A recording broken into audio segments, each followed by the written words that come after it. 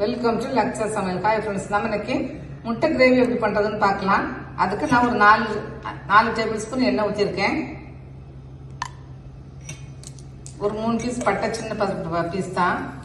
ஒரு 3 பீஸ் லவங்கம், 3 பீஸ் பச்சை ஏலக்காய், ஒரு கருப்பு ஏலக்காய். இது கொஞ்சம் பொரியட்டும். இது நல்லா பொரிஞ்சிருச்சு. நான் ஒரு 2 மீடியம் சைஸ் வெங்காயமும் ஒரு பச்சை மிளகாயும் கட் பண்ணி வச்சிருக்கேன். அதை நம்ம சேர்த்து நல்லா வதக்கலாம். வெங்காயம் நல்லா வதங்கட்டும். நம்ம வெங்காயம் வதங்கிட்டு இருக்கும்போதே 1 டீஸ்பூன் சோம்பு தூள் போட்டுக்கலாம், பெருஞ்சீரகத்தூள் போட்டு அதையும் இது கூட நம்ம நல்லா சேர்த்து வதக்கிடலாம். இப்போ நம்ம இது கூட கொஞ்சமாக உப்பு சேர்த்துக்கலாம், அப்போ சீக்கிரமாக வதங்கிடும். வெங்காயம் வதங்கிட்டு இருக்கட்டும், அதுக்குள்ளே நம்ம மசாலா ரெடி பண்ணிடலாம்.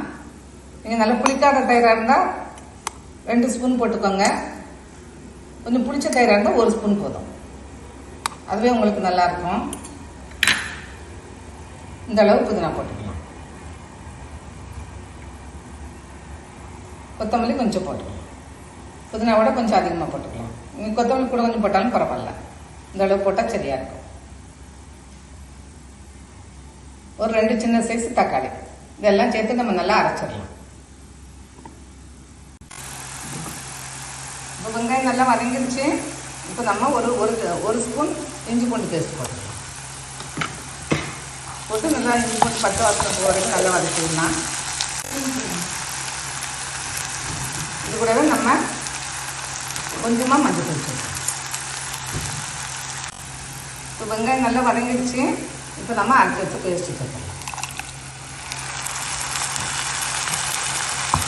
பேஸ்ட்டு நல்லா வதங்கட்டும். அதுக்கப்புறம் நம்ம மசாலா வேணும். இப்போ நம்ம கிரேவி நல்லா எண்ணெய் விட்டு நல்லா வதங்கிடுச்சு. இப்போ நம்ம 1 டீஸ்பூன் சிக்கன் மசாலா போட்டுக்கலாம்.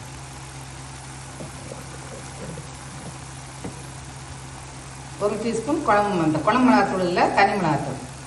நீங்கள் உங்களுக்கு காரம் கம்மியாக வேணால் இன்னும் கொஞ்சம் கம்மியாக போட்டுக்கோங்க, இல்லை கூட வேணுன்னா கூட கொஞ்சம் போட்டுக்கோங்க.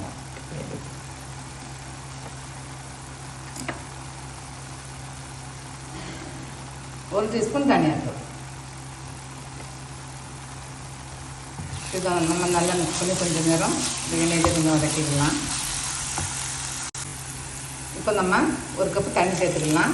இது தண்ணி கூட கொஞ்சம் சேர்த்தாலும் ஒன்றும் பரவாயில்ல, டக்குன்னு குறைஞ்சிரும். இந்த ஸ்டெப்பில் நீங்கள் உப்பு பார்த்துட்டு கொஞ்சம் நேரம் மூடி வச்சு நல்லா கொதிக்க வைக்கிறீங்க.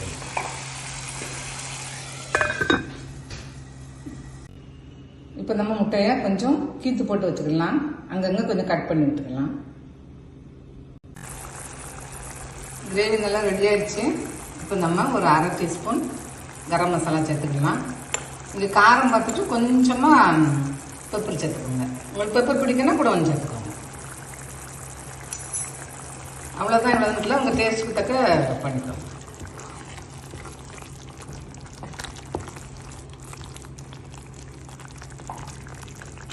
இப்போ நம்ம கட் பண்ணி வச்சு முட்டையெல்லாம் சேர்த்துக்கலாம்.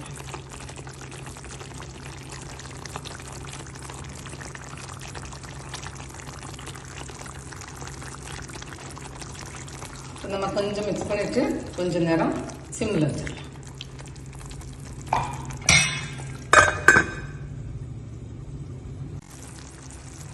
இப்போ நம்ம கிரேவி ரெடி ஆயிடுச்சு. நான் கொஞ்சமாக வெள்ளைக்கரு கட் பண்ணி வச்சுருக்கேன். நீங்கள் அதையும் சேர்த்து இந்த இதுக்கு சாப்பிட்டீங்கன்னா நல்லாயிருக்கும்.